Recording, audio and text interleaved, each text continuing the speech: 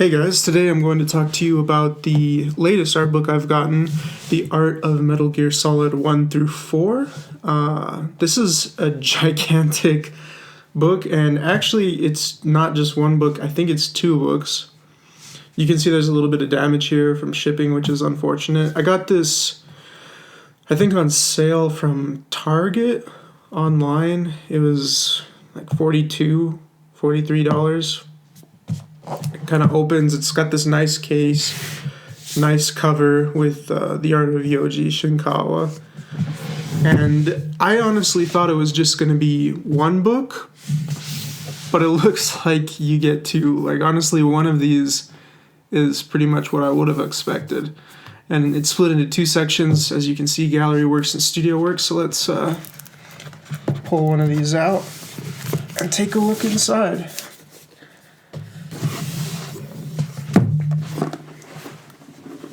Yeah, this thing's a monster to handle. Again, nice cover. Plain on the back. It's a hardcover. Table of contents. It's organized by Metal Gear Solid. Oh, it's even got Peace Walker in it. I think that was developed for the PlayStation Portable. And yeah, it's organized really, really nicely. And one thing I really appreciate about this art book, especially because Yoji Shinkawa, he's done a lot of work for Hideo Kojima and Konami, and that's what all of these are for, because they were for the Metal Gear Solid franchise before 5, before a lot of those problems. And so pretty much all of the annotations are in Japanese, but luckily in this version, there are footnotes, and they don't just, well, they say what they are. So if you looked over here, it would say like sensor, lights, ejection port, ammo drum, etc. But sometimes you can see some of Hideo's or an art director's notes saying, oh, make it like it was an explosion, make this bigger, make this smaller. And I really like to see those notes, because sometimes in these illustrations you see kind of the different versions of the things that were created and how they want them to be changed, which I really like to see, kind of the design process behind characters and sometimes what they could have been. Cyborg Ninja, which is, I guess, the Gray Fox, was Yoji Shinkawa's favorite character that he ever created, but he said he kind of regretted how he made him, because he was one of the first characters he ever created. He feels like he made him too tall and kind of a little bit too anime looking, not muscular enough or realistic enough. And I just think that's interesting. He says he hopes he gets to make a new version of him that's maybe a little bit more updated.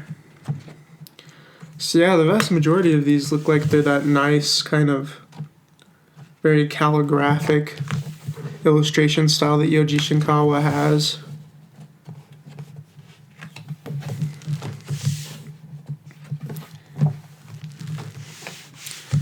Feels like it's on some sort of coated paper, which is kind of nice. If you look in the middle, it looks like it's got some sort of a sewn or thread binding, which is also nice.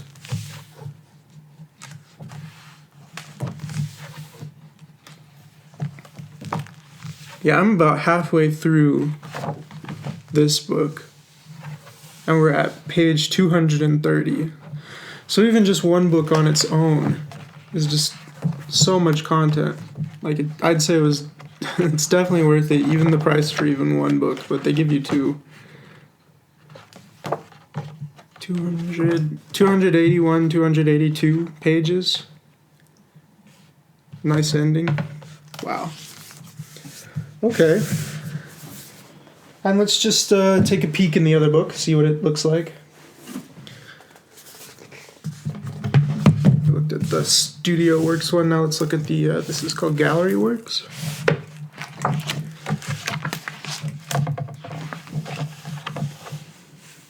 Kind of descriptions for the characters and info on them. Cyborg Ninja again.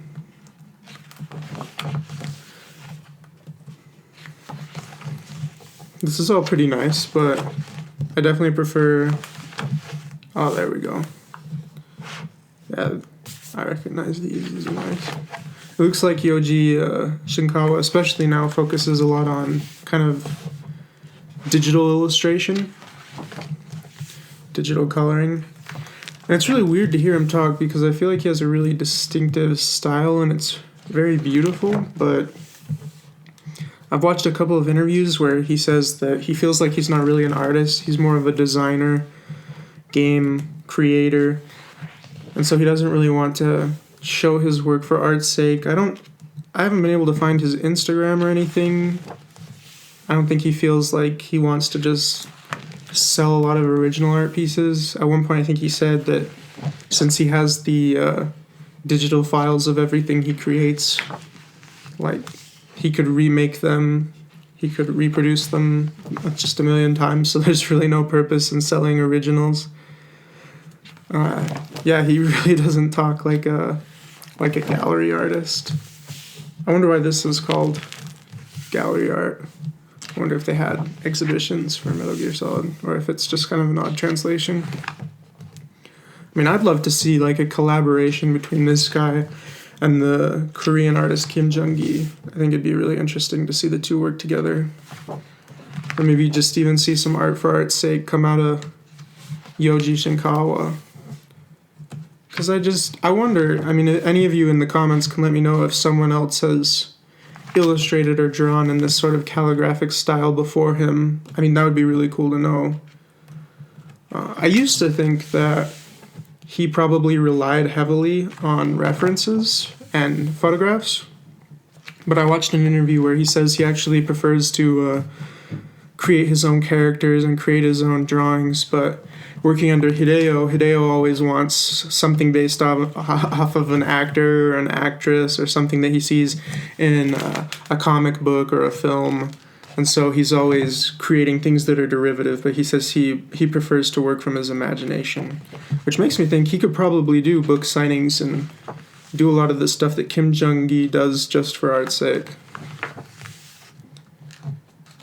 Yeah, this is nice. A lot of it is just really similar stuff, maybe without annotations, but in color. Maybe that's what the primary difference was between the two, is just that one includes color and one doesn't. That's kind of fun.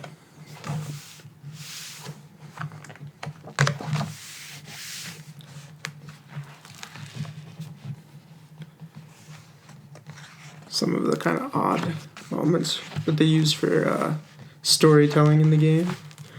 It looks like here we're starting to get some character models. Metal Gear Solid 4, yeah. But still the concept illustrations by Yoji. I mean, honestly, that's why I purchased the book, was for Shinkawa's illustrations. I'm not too interested in character models or screenshots or anything like that. I just love his illustrations, and even before I knew it was him that was creating this style, I was sometimes running into some of his art when my family first got the internet, and I was inspired and I was always attracted to his illustrations, but I didn't know what they were for, and I didn't know who was doing it because I was pretty young, so I didn't really care who was doing it. And I hadn't played Metal Gear Solid yet. Is this book coming close to an end at around, let's see how many pages. Well, it stopped telling us, but I'd say that was about, what, 410, 415? So in total, you've got, between the two books, in between, 750 and 800 pages of content. And as you saw, all of it was really nicely designed, really well organized. And some of it had some of those great notes at the bottom to explain what was going on, even in the Japanese writing in all of the illustrations. So I'd say these books are just a steal. Like, if you can find them from between $40 to $80, like I did. I can't believe I found these for close to $40. It's like $20 per book. It's definitely a good deal. So I hope you enjoyed the video and getting a sneak peek at this art book that focuses on the art of Metal Gear Solid, primarily by Yoji Shinkawa. Maybe you'll go out and get the set now, and you can add it to your collection. Again, always like and subscribe. It helps me keep going. And once I get to 1,000 subscribers, I'm going to do an Amazon card giveaway, and there'll be instructions on how to do that competition, that contest, inside of one of the videos I post as soon as I get to 1,000 subscribers. Thank you for watching the video, and I hope to see you all again. We're gonna burn it down. Burn it down. We're gonna burn it down. Burn it down. I killed it, it's murder. I killed it, it's murder.